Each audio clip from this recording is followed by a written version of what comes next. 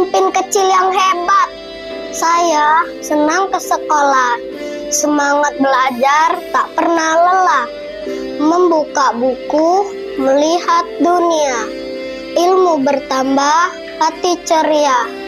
Saya jadi ketua kelas, sayang sesama, hormat orang tua. Ajak teman jaga kebersihan kelas agar sekolah asri nyaman dirasa. Menjadi pemimpin itu amanah, jujur dan taat beribadah. Sayang sesama, adil merata. Cinta Indonesia, kebanggaan bangsa.